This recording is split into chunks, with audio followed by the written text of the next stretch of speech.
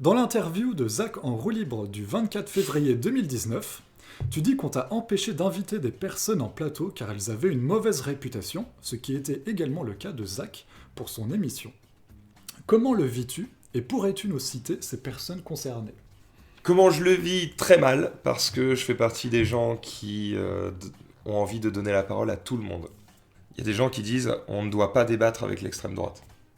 Parce que, je sais pas, ça leur donne de l'importance ou quoi. Enfin, il y a plein de vidéos sur ça à regarder sur YouTube. Il y a plein de vidéos qui sont titrées pourquoi il ne faut pas débattre avec l'extrême droite. Moi, j'estime que, justement, c'est à nous de leur donner tort. C'est à nous de faire comprendre aux gens que leurs arguments sont pas les bons, etc.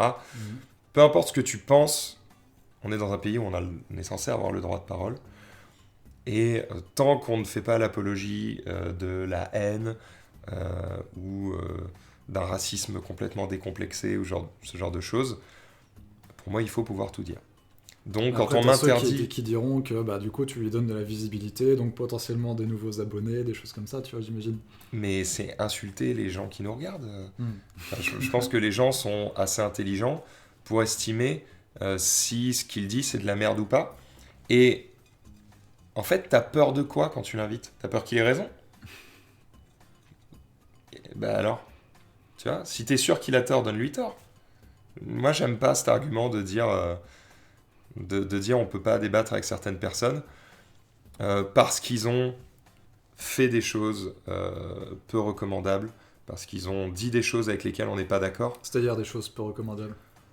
Il y a des gens que j'ai pas pu inviter parce qu'ils sont soupçonnés d'avoir dragué des mineurs ou fait des trucs comme ça, tu vois. Soit ils ont été accusés mais pas reconnus coupables. Dans ce cas-là, la présomption d'innocence, elle est où ? Soit ils ont été accusés, mais je sais pas, je pense qu'aujourd'hui, je pourrais pas inviter Bertrand Cantat, tu vois. Ah ouais. Le mec a fait de la prison, il a purgé sa peine. Il y a un moment donné, pour moi, tu vois, si un mec qui a fait quelque chose, qui a purgé sa peine, sort et ne peut plus rien faire, ça sert à quoi la justice ? Ça sert à quoi d'avoir des peines de prison ? Si quand tu sors, en fait, t'es en prison à vie, médiatiquement, et... Tu vois ce que je veux dire ? Ouais, mais justement, j'ai l'impression que c'est encore pire sur Internet dans le milieu des influenceurs, parce que dès que tu t'approches ou que tu discutes avec une personne qui a mauvaise réputation, d'un seul coup, c'est comme si sa mauvaise réputation t'éclaboussait, voilà. Et plus personne ne veut te parler parce que tu as parlé à cette personne qui a mauvaise réputation. Aujourd'hui, si j'invite Bertrand Cantat sur le récap, ça veut dire qu'on est tous des mecs qui tapent sur nos femmes, quoi. Mais ça n'a aucun sens. Quand tu parles avec l'extrême droite, on te rallie du coup à l'extrême droite et c'est fini, quoi. Alors que on met les gens dans des cases. On aime trop faire ça, tu vois.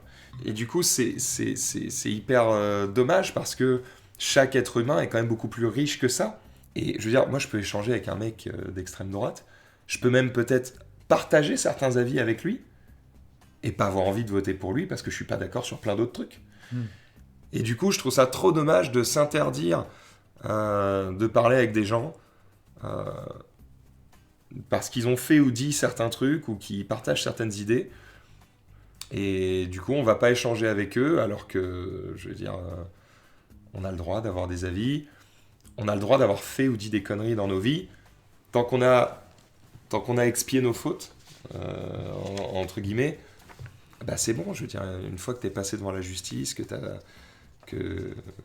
fait ta peine, pour moi, quelqu'un peut être une personne détestable et être quelqu'un qui écrit très bien ou qui fait de super vidéos ou autre. Il y a une question sur ça. Et moi, ça me fait chier de dire que on va mettre quelqu'un au silence parce que il a des avis controversés, alors que derrière, c'est peut-être un mec hyper intéressant, hyper drôle, hyper bon écrivain, j'en sais rien, hyper bon historien, n'importe quoi. Je trouve ça trop dommage de mettre des gens au silence pour leur personne, alors que peut-être leur fonction est hyper intéressante. J'aime pas cette manière de passer les gens au silence. J'aime pas cette mode du... Comment on appelle ça ? Cancel culture. Cancel culture, putain, je déteste ça. Mais bon, pour le moment, je l'ai échappé belle. Malgré les conneries que j'ai pu dire, j'ai encore mon boulot.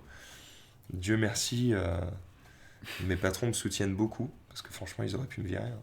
Mais franchement, les gens, ils ont trop tendance à vouloir te mettre 6 pieds sous terre pour des fois des conneries, quoi. C'est abusé.